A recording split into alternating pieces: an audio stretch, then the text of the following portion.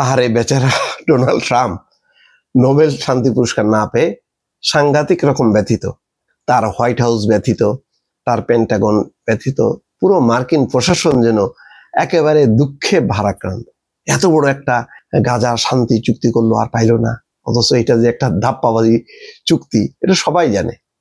যে জিম্মিরা যেই চলে আসবে তারপরে একটা উজ্জ্বতে আবার হামলা শুরু করবে, এবং গাজা থেকে তারা সরেও যায়নি। গাজার অর্ধেকের বেশি জায়গা তারা এখনো নিয়ন্ত্রণ নিয়ে বসে আছে।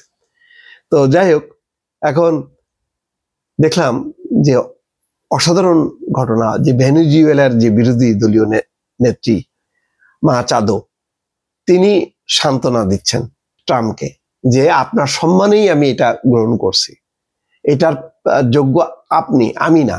এটা একটা বিশাল কমপ্লিমেন্ট।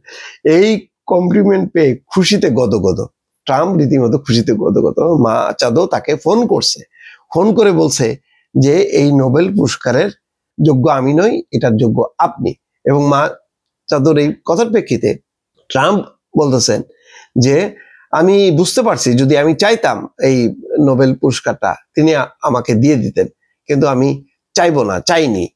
কিন্তু মাচাদোর এত ছিল তার প্রতি যে তিনি যদি চাইতেন সেটা দিতে পারতেন। আচ্ছা, তিনি নিলেন, কিন্তু পুরস্কারটা তো তার নামে ঘোষিত হয়েছে, মাচাদোর নামে ঘোষিত হয়েছে। মানে বেহায়াপনা, কি বলবো। এই পুরস্কার আপনারই প্রাপ্য, আপনার সম্মানে গ্রহণ করেছি। ট্রাম্পকে শান্তিতে নোবেলজয়ী মাচাদো বলছেন। ট্রাম্প নিজেই শুক্রবার বলছেন যে শান্তিতে নোবেলজয়ী ভেনেজুয়েলার বিরোধী নেতা মারিয়া করিনা মাচাদো তাকে ফোন করেছেন এবং বলেছেন তিনি পুরস্কারটি তার সম্মানেই গ্রহণ করেছেন।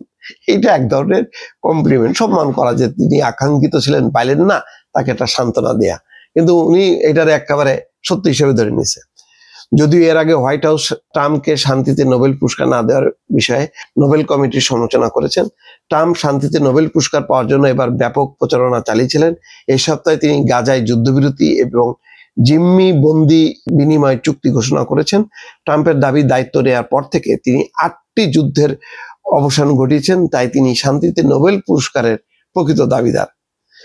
এরপরও ট্রাম্পকে পুরস্কারের জন্য নির্বাচিত না করায় হোয়াইট হাউসের মুখপাত্র চেউইং এক্সে লিখেছেন, নোবেল কমিটি প্রমাণ করেছে তারা শান্তির বদলে রাজনীতিকে গুরুত্ব দিয়েছে। যাই হোক, এখন ট্রাম্প বলতেছে যিনি নোবেল পুরস্কার পেয়েছেন তিনি আজ আমাকে ফোন করেছেন এবং বলেছেন আমি এই পুরস্কার আপনার সম্মানে গ্রহণ করেছি কারণ আপনি সত্যি এর যোগ্য ছিলেন। ট্রাম্প আরো বলেন, এটা খুবই আন্তরিক একটা কাজ, আমি তাকে বলিনি তাহলে আমাকে দিয়ে দাও। যদিও আমার মনে হয় তিনি দিতেন, তিনি খুবই আন্তরিক ছিলেন। ট্রাম্প স্বীকার করছেন যে মূলত 2024 সালের উপর ভিত্তি করে নোবেল কমিটি এই সিদ্ধান্ত নিয়েছে। এই সময় তিনি প্রেসিডেন্ট নির্বাচনের কাজে ব্যস্ত ছিলেন, তবে তিনি মনে করেন শান্তি প্রতিষ্ঠায় তার অবদান এত বড় যে এরপরও তাকে শান্তিতে নোবেল পুরস্কার দেওয়া উচিত ছিল। তিনি মনে করতেছেন, নোবেল কমিটি মনে করতেছে না। কি অদ্ভুত ব্যাপার। মানে তার এই কথাবার্তা শুনে ওই যে শেখ হাসিনার কথা মনে পড়ে। এক সময় কি বলে, রোহিঙ্গাদের আশ্রয় দেওয়ার জন্য তিনিও নোবেল পুরস্কার পাইতে পারেন। এই জন্য তার কিছু চেলা চেমুন্ডা মানে চাটুকদাররা রীতিমতো বললেন যে আপনি লবিস্ট নিয়োগ করেন, লবিস্ট নিয়োগ করলে যেন হবে। ট্রাম্প যেখানে পায় না সেখানে হলো শেখ হাসিনা পাবে। তো অনেকটা শেখ হাসিনার আকুতি আর এই ট্রাম্পের আকুতি অনেকটা কিছু কাছাকাছি মনে হচ্ছে। দর্শক ভালো থাকবেন, আল্লাহ হাফেজ।